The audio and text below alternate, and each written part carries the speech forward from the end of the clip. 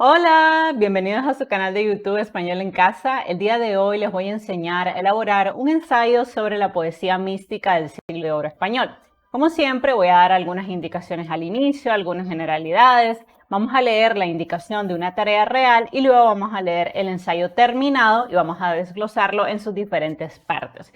Esto porque varios de ustedes me han pedido que explique estas temáticas del siglo de oro español a través de un ensayo.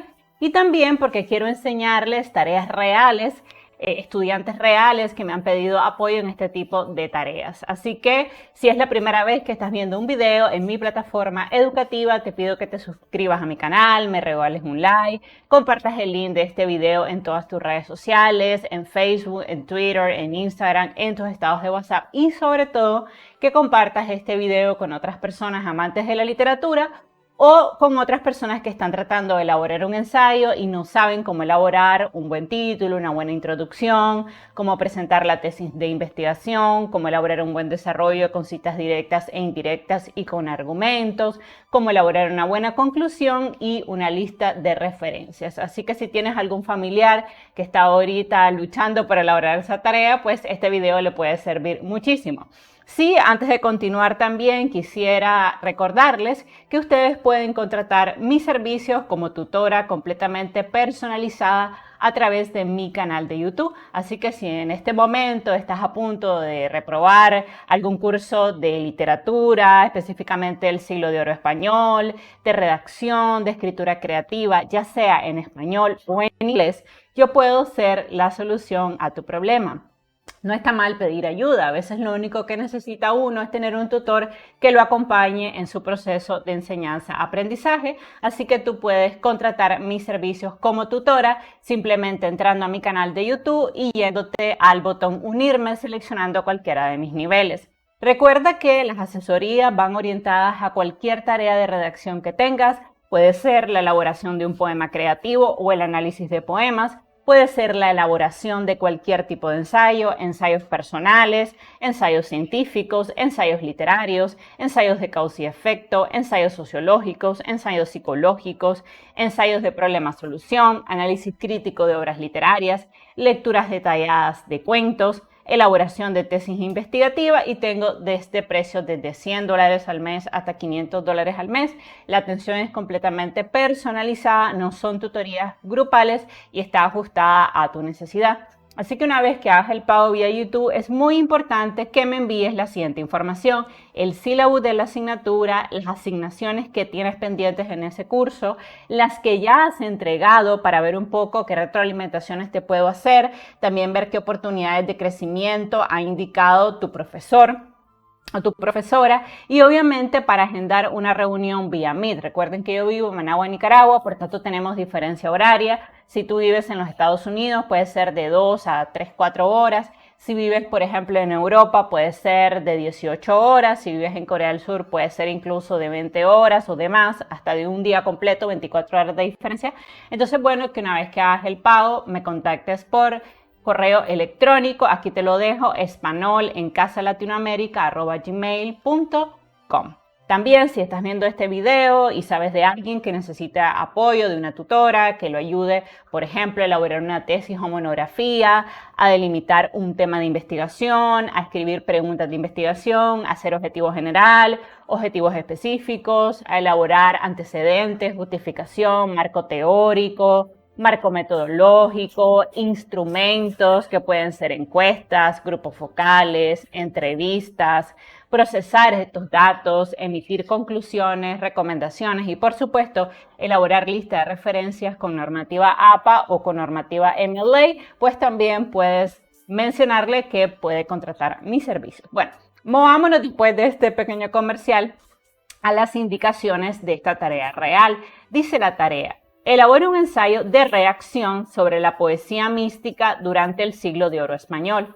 Este ensayo debe contener introducción con una tesis, que es lo que vamos a probar, desarrollo, obviamente con citas, conclusión y lista de referencias. Todos los ensayos, y lo explico muchísimo en mi shorts, tienen la misma estructura, Pero la colita del ensayo, o sea, si es por ejemplo de problema-solución, si es de causa y efecto, lo que hace es indicar algunas características particulares de cada ensayo. Por ejemplo, en el caso de los ensayos de problema-solución, evidentemente hay que identificar un problema y tratar de hallarle solución a ese problema, plantear soluciones. Si es un ensayo de causa y efecto, pues obviamente también hay que hablar las causas de una problemática y los efectos que tiene, por ejemplo, en la sociedad, ¿no? Entonces, la colita del ensayo lo que hace es dar algunas características específicas. Por ejemplo, si es un ensayo literario, obligatoriamente tendrá que tener figuras literarias, porque eso es lo que lo convierte en literario.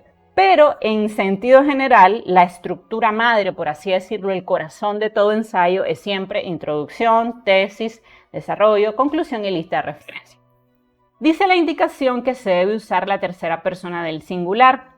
Es decir, se debe decir, se considera, se piensa, se establece, se comenta, se dice. O sea, no debemos decir yo digo, yo opino, yo considero, porque el profesor está pidiendo la tercera persona del singular.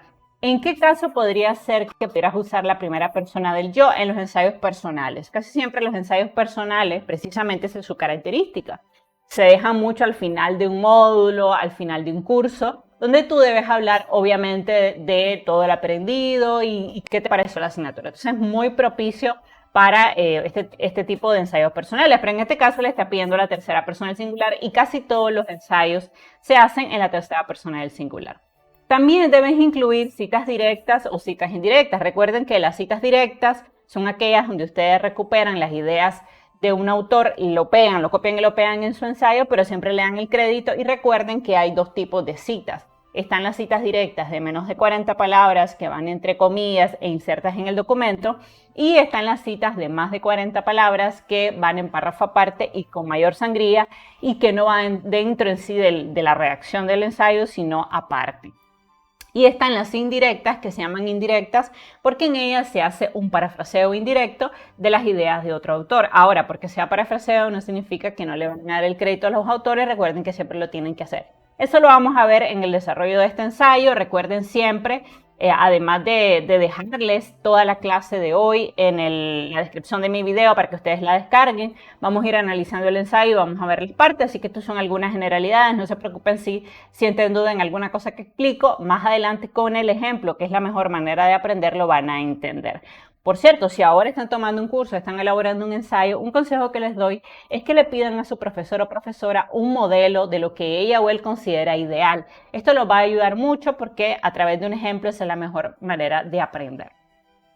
Entonces, otra cosa importante que dice la indicación es que hay que hacer comparaciones, esto lo voy a marcar, entre los autores leídos.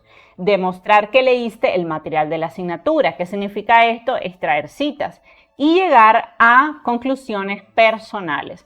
Por favor, solo use el material del curso, dice la instrucción. Esto es importante porque quiere decir que no vamos a poder recuperar fuentes de internet, información externa, porque el profesor específicamente está diciendo que solo admitirá el material del curso. No se admitirán, y ve que lo especifica, fuentes tomadas de la web. Esto es bastante para evitar el plagio.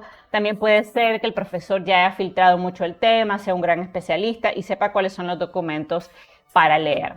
Además, incluye qué aporta al área de estudio cada autor leído y también especifica de qué adolecen. Esto es importante porque nos está dejando claro, muy claro, profesor, lo que quiere en el ensayo. Y siempre les digo a mis estudiantes de tutoría que la mejor manera de entender una asignación es leer siempre carefully, como decimos en inglés, cuidadosamente, las indicaciones.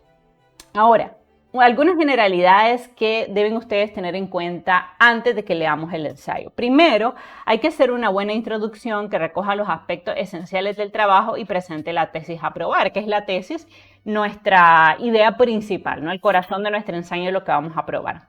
Deben soportar esta tesis con argumentos y obviamente con citas a lo largo de todo el ensayo.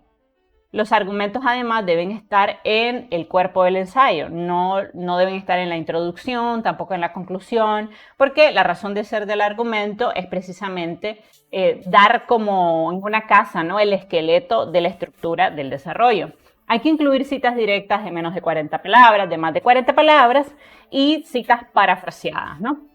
Lo ideal es incluir una de todas, pero he visto profesores que tienen como una preferencia hacia algunas citas. Por ejemplo, he visto profesores que dicen es mejor que incluya citas solo parafraseadas porque esto pues un poco hace que reflexiones un poco sobre las ideas del autor. Hay otros profesores que lo dejan bastante libre. Si quieres usar citas de menos de 40 o de más de 40 palabras, pues te lo dejo a consideración personal. Mi recomendación como tutora es que es bueno incluir aunque sea 2 citas directas de menos de 40 o de más de 40 o citas parafraseadas para que demuestres el dominio de la normativa. Pero obviamente si el profesor te dice que solo quiere parafraseadas, pues solo parafraseadas debes poner.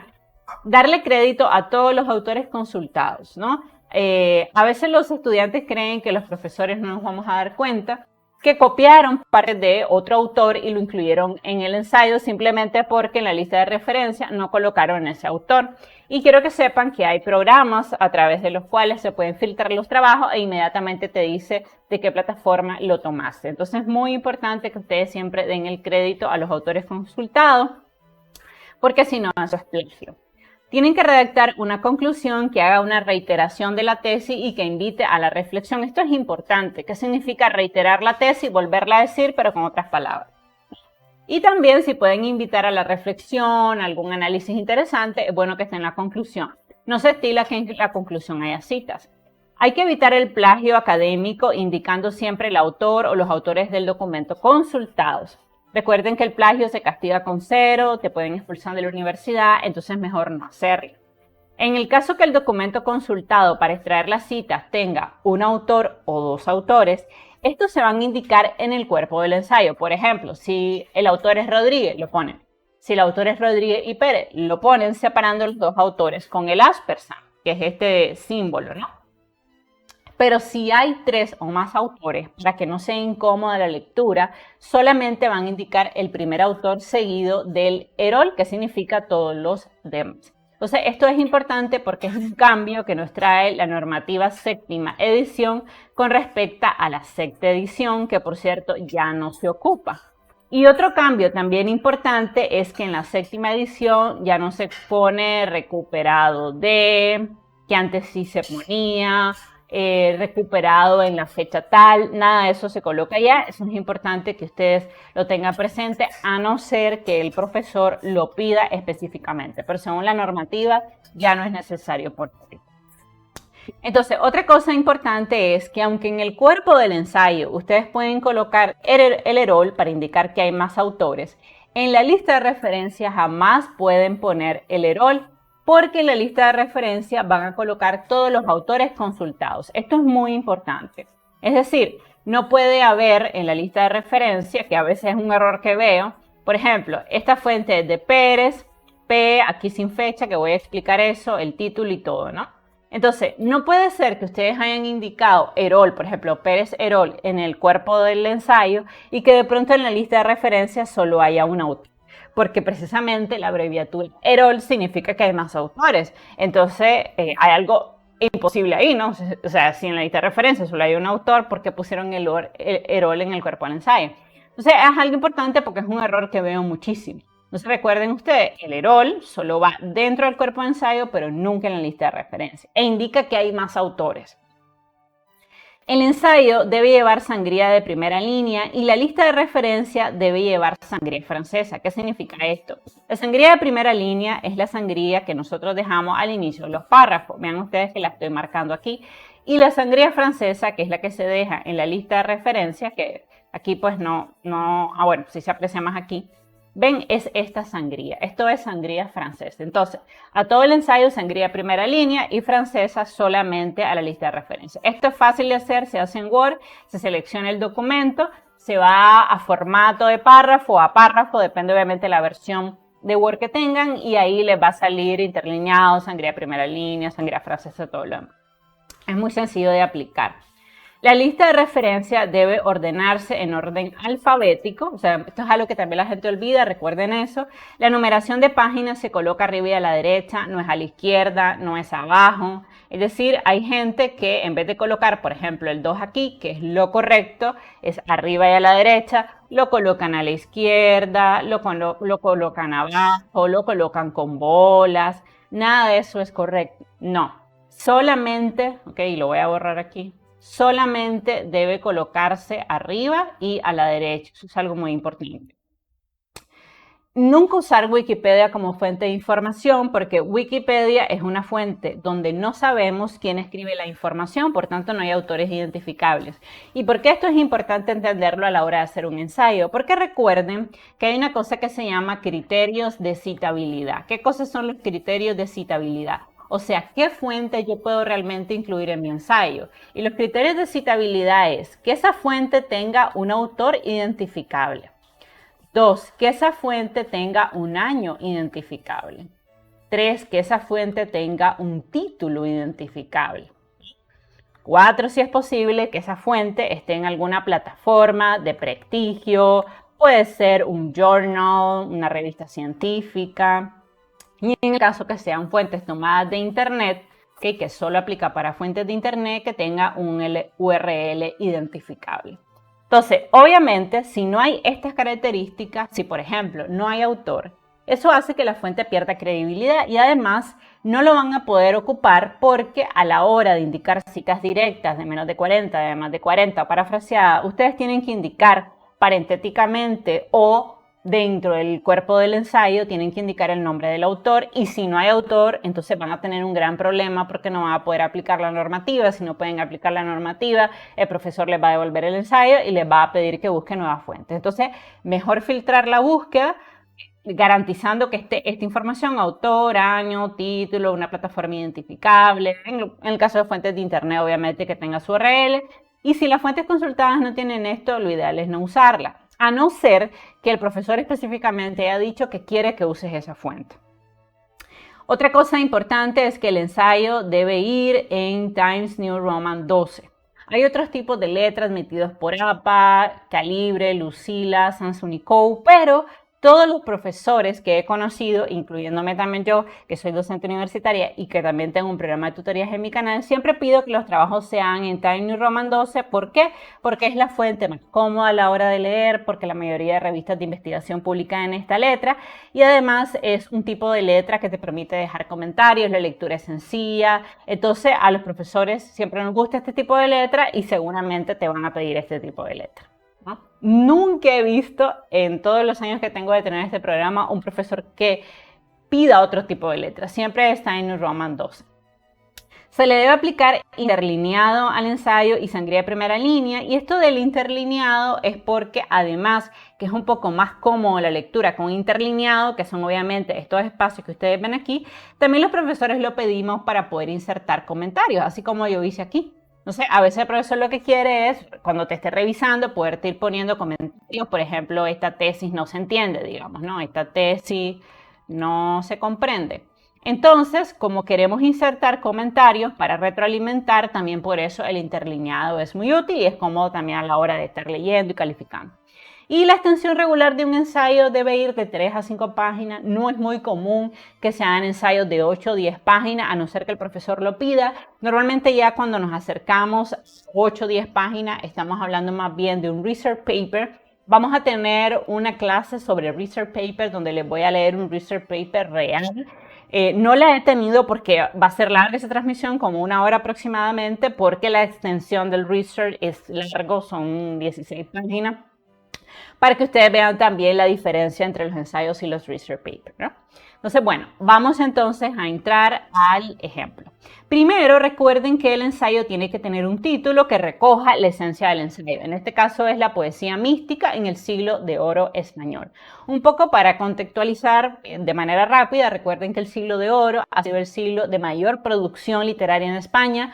Es un siglo que de hecho abarca más de un siglo y yo tengo videos sobre el siglo de oro, tengo shorts, por cierto, estoy teniendo un short cada día, por favor apóyelo, compártelo, déjame un comentario en el short, déjame un like, todo eso se puede hacer, porque el 99% de la gente que ve mi contenido no está suscrito. Entonces, si ustedes se suscriben, me dejan comentarios, lo que hace el algoritmo de YouTube es recomendarme. Entonces, recuerden que el siglo de oro fue un periodo de gran producción literaria. Aquí pertenecen autores como el gran Lope de Vega, conocido como el monstruo de la naturaleza. Creo que obras tan importantes como Fuente Ovejuna, tenemos al mismo Cervantes, que creó la obra más importante en lengua española, que es obviamente el ingenioso hidalgo Don Quijote de la Mancha. Tenemos a muchísimos poetas, por ejemplo a Francisco de Quevedo, tenemos a Luis de Góngora. El mismo Quevedo también escribió una única novela, que es La historia de la vida del Buscón, que es una novela picaresca. Tenemos también El Sarío de Tormes, ¿no?, que recientemente ya sabemos quién es el autor. Es una obra también enmarcada dentro del siglo de oro español. Tenemos muchísimos poetas, tenemos a Cetina, tenemos a Garcilaso de la Vega, tenemos a Juan Boscán, tenemos a Fray Luis de León, a Santa Teresa de Jesús. Entonces tenemos una gran cantidad de poetas y de escritores que en ese tiempo lograron, obviamente, publicar muchas obras porque se produce el descubrimiento de América. Y gracias al descubrimiento de América, los reyes católicos tenían la posibilidad de tener muchísimo dinero porque sacaban dinero de América. Además, pues la conquista y colonización fue un gran negocio porque los reyes le asignaron tierras a gente pues que tenía puestos nobiliarios o que ellos querían de alguna manera premiar, que se movían al nuevo continente, y entonces no solamente se les daba la tierra, sino una dotación de esclavos indígenas. Así que fue un negocio redondo para la corona española, le permitió pagar todas sus deudas gracias a eso, también le permitió financiar algunas guerras que tenía en ese momento, comprar armas. Y también, y hay que decirlo, le permitió financiar una muy buena literatura. Entonces es la razón por la cual fue un periodo tan prolífero, boyante para España. Nunca ha habido otro siglo de mayor producción literaria que este, ¿no? Y yo tengo muchos videos en mi canal que lo explico, pero bueno. Recuerden que cuando yo hago estas divisiones del ensayo en introducción, desarrollo, conclusión, aquí está abajo, conclusión y lista de referencia, esto es solamente para propósito de mi explicación, porque recuerden que los ensayos se hacen de corrido y lo único que se separa, por así decirlo, se subdivide con un antetítulo es la lista de referencia.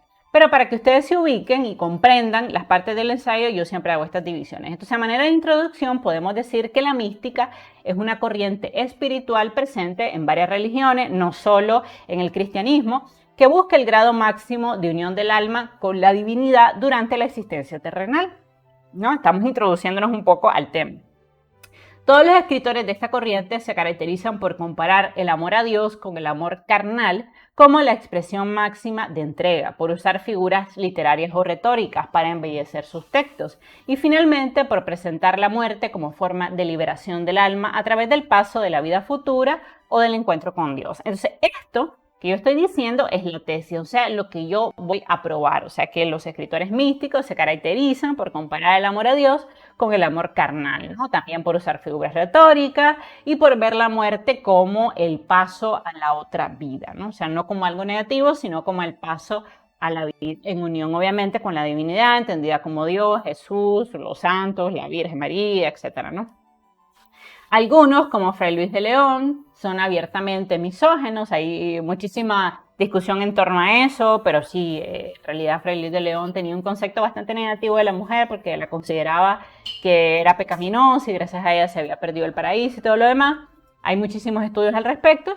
Y otros, como Santa Teresa de Jesús, tuvieron una visión más sosegada sobre la mujer. Entonces, estamos introduciéndonos al tema, estamos hablando de manera rápida de la poesía mística, estamos presentando la tesis, estamos cumpliendo con la indicación del profesor y ahora vamos a movernos hacia el desarrollo, donde obviamente tiene que haber citas y tenemos que probar la tesis. Entonces, en el bloque de las lecturas primarias se menciona que Fray Luis de León fue uno de los escritores más importantes pertenecientes al siglo de oro español, la etapa más prolífera que ha tenido España en materia de literatura y de creación artística. Sus poemas son muy originales y están formados en gran parte por odas estróficas y liras.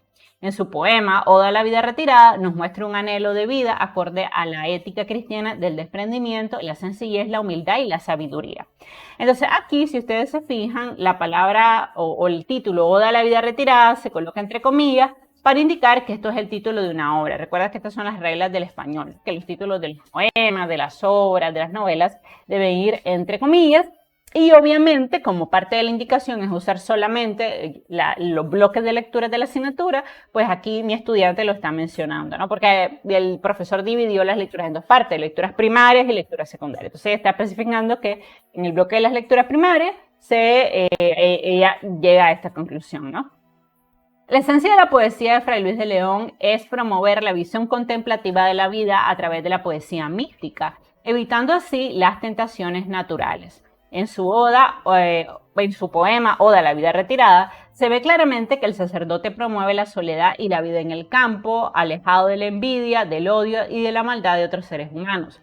En la obra de Fray Luis de León también encontramos alusiones a episodios legendarios o históricos, como la invasión de los árabes a España, como relata su poema La profecía del Tajo, ¿no?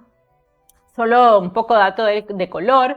Fray Luis de León tuvo muchísimos enemigos a lo largo de su vida. Era un padre carmelita muy inteligente, muy preparado. Él era profesor universitario y tenía mucha gente que lo envidiaba porque era un hombre muy inteligente, muy dedicado a la escritura, y por esa razón le montaron prácticamente un juicio porque él había traducido la Vulgata, o sea, la Biblia, y en ese tiempo los textos sagrados solamente lo podía traducir directamente la iglesia y los traductores nombrados. Entonces, como él hace una traducción de la Biblia, le montan un juicio, lo expulsan de la universidad, pasa años preso, pero esto fue un periodo también importante para él porque lo hizo reflexionar mucho sobre la maldad del hombre, del ser humano, y por eso él escribe muchos poemas después hablando de la importancia de desprenderse de todo lo material, de banalidad, porque él lo había vivido en carne propia. Y hay una oda bellísima que es la Oda a la vida retirada, que se las recomiendo si nunca la han leído, donde él habla precisamente de eso, ¿no? De que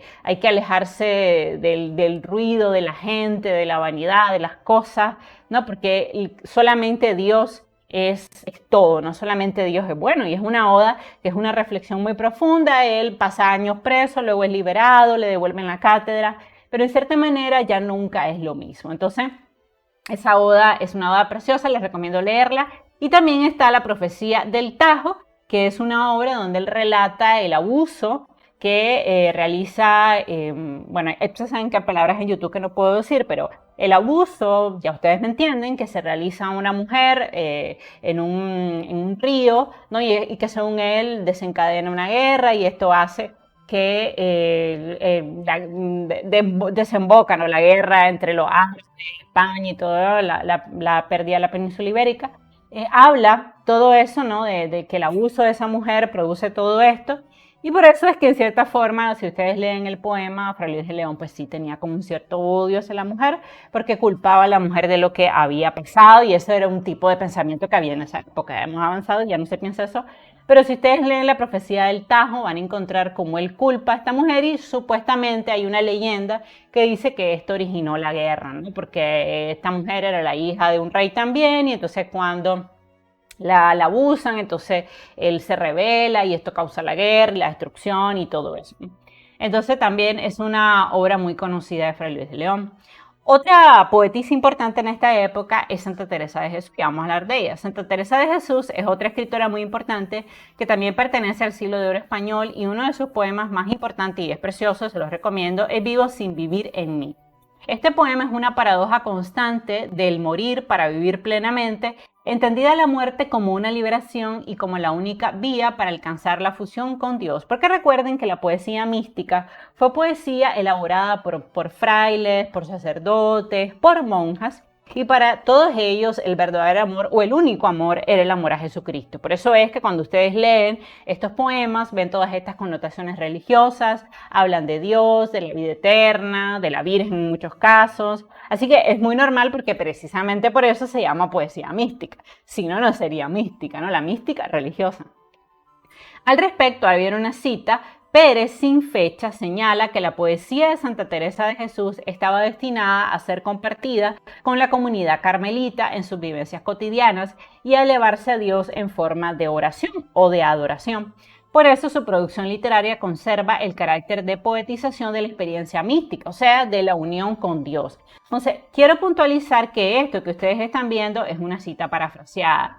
Es obvio porque no hay comillas, y está inserto dentro del ensayo. Quiere decir que es un parafraseo. Además, no tiene página. Recuerden que las citas directas, todas, sean de más de 40 o de menos de 40, siempre van a tener página. O sea, hay que indicar página 1, página 2, y las indirectas o las parafraseadas nunca. Yo siempre se lo explico eso a mis estudiantes, porque es imposible que ustedes vayan a la fuente original y encuentren tal cual las ideas que ustedes acaban de escribir, porque esto es un parafraseo.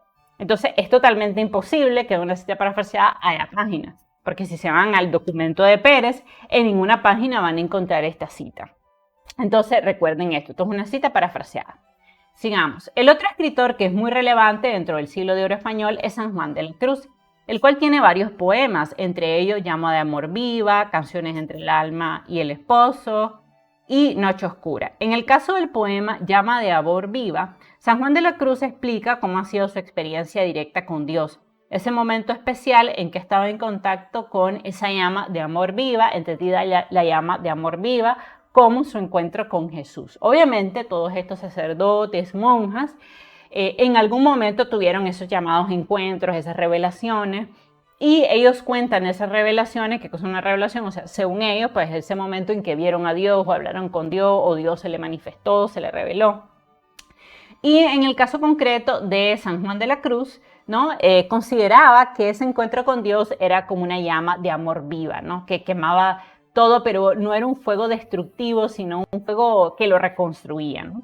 Lo describe como un momento trascendental, difícilmente traducido en palabras, un encuentro de gran belleza y profundidad. Es un poema hermoso, es corto, así que se los recomiendo también que lo lean. Y yo tengo algunos shorts donde explico, y de hecho tengo videos donde analizo el poema, Llama de amor vivo, encuentro las figuras retóricas, encontramos la métrica y hacemos el análisis de contenido. Es un poema precioso y muchos se los recomiendo. Ese encuentro entonces para él representa la unión con la divinidad. La otra obra importante de San Juan de la Cruz es Canciones entre el alma y el esposo. Según Pérez, SF, la situación comunicativa que se plantea en esta obra se centra en el diálogo que mantienen los esposos, es decir, en un diálogo matrimonial, y obviamente, nuevamente estamos citando a Pérez. Esto es una cita parafraseada porque no tiene página, y estas siglas de S.F indica que no tiene fecha. Lo ideal, muchachos, siempre es recuperar autores que tengan fecha, a no ser que el profesor expresamente dé ese material y diga, aunque no tenga fecha, yo quiero que recuperes este artículo, que es lo que está pasando aquí, que todas estas fueron lecturas prohibidas por el profesor, por tanto él las ha filtrado y él tiene súper claro que esta fecha es muy creíble, y aunque en el documento no esté fecha, no hay fecha, él específicamente ha asegurado que el documento es creíble. Seguramente él se leyó el documento original y por tanto se admite este tema de sin fecha. Pero si no es que el profesor lo ha dado, porque ya especifica que la fuente es creíble, no es muy recomendable usar autores sin fecha, a no ser, repito, que el profesor lo haya autorizado. Finalmente tenemos también el poema Noche oscura. Es un poema de gran profundidad y belleza literaria. El sujeto lírico narra una aventura amorosa de naturaleza espiritual, una escapada de su casa en una noche oscura para encontrarse con el amado. La mayúscula indica la individualización de ese ser que es Dios, es decir, básicamente lo que trata el poema es que sale como una mujer, ¿no?, de la casa en la oscuridad de la noche para encontrarse con el amado, y este amado se coloca mayúscula porque representa a Dios, ¿no? Al igual que Pérez, S.F, ¿no?, una fuente sin fecha, Guillén, vean otra fuente sin fecha, menciona que este encuentro furtivo de la amada con el amado es una metáfora del encuentro espiritual con Dios, y vean ustedes que esta es una cita directa de menos de 40 palabras, que se tiene que colocar entre comillas, tienen que indicar el apellido del autor, que en este caso es Guillén, la fecha, como no hay fecha, entonces S.F, que significa sin fecha, y bueno, si hubiera fecha, pues simplemente lo ponen, y la página donde está la cita. Quiere decir que si yo me voy al documento de Guillén y me voy a la página 8, yo tengo que encontrar esta cita. Seguimos. Guillén, SF, o sea, sin fecha, también señala que en este fragmento del poema, Llama de amor viva, vean las comillas para indicar el nombre del poema, se ve claramente cómo Dios trae luz y vida a las profundas cavernas del sentido que además estaba oscuro y ciego con extraños primores. Esto es obviamente una cita directa de menos de 40 palabras, porque lo sé, porque hay comillas. También sé que es directa porque hay página. Llama la atención el significado de extraños primores. Aunque Guillén no lo menciona, este epíteto, o sea, recuerden que el epíteto es unirle una característica al sustantivo común, este epíteto podría ser una alusión directa al pecado. El poema no tiene desperdicio, también se los recomiendo, es otro poema muy importante de la mística española porque además está magistralmente elaborado. El otro autor que aborda el tema de la poesía mística es Ward Proper, 1985, vean que aquí sí hay año, ya que este autor propone una clasificación taxonómica de la poesía mística y analiza cómo este tipo de poesía religiosa ha influenciado el canon de la poesía erótica y romántica.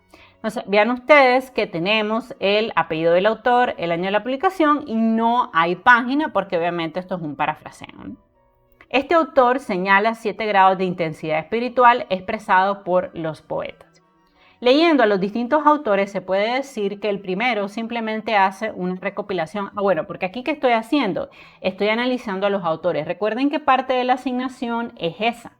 Fíjense que aquí está en la asignación, dice: incluye qué aporta al área de estudio cada autor leído y también especifica de qué adolecen. O sea que luego que ustedes hagan un análisis de las diferentes lecturas primarias, que normalmente son los poemas, ustedes tienen que hacer un análisis de las fuentes, comparar autores, qué dice este, qué dice el otro, qué les falta. Entonces aquí viene esta parte reflexiva que el profesor está pidiendo. O sea, de leyendo a los distintos autores se puede decir que el primero simplemente hace una recopilación de los poemas de Fray Luis de León, San Juan de la Cruz y Santa Teresa. Por su parte, Pérez hace un análisis de la poesía de Santa Teresa, haciendo énfasis en su valor ilocutivo y perlocutivo, y también analiza las obras Canciones entre el alma y el esposo y el poema Noche Oscura, haciendo énfasis en el análisis de contenido. Aquí obviamente hay un parafraseo. Luego Guillén, S.F., también analiza la obra de Fray Luis de León, pero basándose en el análisis estilístico y haciendo hincapié en los elementos bucólicos de la naturaleza. A continuación, Ward Proper, en 1985, propone una clasificación taxonómica de la poesía mística en 7 categorías, siendo la categoría más elevada la que asume el encuentro con Dios, similar al encuentro amoroso de la amada con el amado, o sea, del alma, el alma es la amada con el amado que es Dios, y vean ustedes que esto es una cita directa de menos de 40 palabras, por eso tiene estas comillas y estoy indicando en la página, ¿no? Siempre se los dejo aquí a manera de comentario. Este autor también señala que la poesía místico-religiosa ha donado una gran cantidad de recursos estilísticos y pictóricos a la poesía erótica o pagana. O sea, ven, estoy haciendo un análisis entre autores que dice Pérez, que dice Guillén, que dice Ward Proper. ¿Por qué? Porque el profesor específicamente lo está pidiendo en su asignación. Sin embargo, a pesar que las lecturas son interesantes, aquí viene, todas adolecen de un análisis de forma y de estilo muchísimo más profundo. En ninguna de las obras consultadas se hace un análisis métrico de cada uno de los versos, tampoco se clasifican las estrofas, ni hay una explicación detallada de la estructura del soneto, que recuerden que es una composición poética formada por 14 versos de arte mayor, generalmente en decasílabos, con rima consonante, que se distribuyen en 2 cuartetos y en 2 tercetos. Entonces aquí mi estudiante está haciendo un análisis, está comparando las fuentes, esta fuente aporta esto, este autor aporta tal cosa, pero adolecen de toda esta parte de métrica, de análisis de figuras retóricas. Sigue mi estudiante analizando, porque esto es parte de la indicación. Tampoco los autores consultados hacen un análisis a detalle de todas las figuras retóricas o de pensamiento usadas por los escritores, por lo que sería necesario consultar fuentes complementarias para ahondar en este tema. De igual manera, no se analiza la sinalefa, ni tampoco la rima empleada en estos poemas, ni la aplicación de la ley del acento final. En este sentido se considera, ven ustedes siempre la tercera persona, no digo yo considero, yo pienso, sino se considera que los fuentes hicieron un análisis de la problemática y de los subtemas o ejes problematizadores de la misma, pero sin ahondar en aspectos de forma, o sea, son análisis meramente de contenido. Además, algunas fuentes emitieron consideraciones subjetivas, sobre todo en el caso de Guillén, ya que hizo un análisis estético bastante extenso, repitiendo elementos que ya estaban claros. En sentido general, las fuentes de Pérez y de Guillén se basaron en el análisis de contenido de todos los poemas que ellos mencionan y ambos coinciden en que la poesía mística propone que el amor de Dios es similar al amor de pareja. Wardroper, 1985, por su parte, propone una categoría taxonómica para clasificar la obra de estos autores místicos. Entonces ya he cumplido con la asignación, he elaborado un ensayo con un título, con una introducción que tiene tesis, el desarrollo tiene citas y tiene argumentos. Estoy explicando también qué me aportó cada autor leído en el módulo de la poesía mística y ahora voy a mi conclusión.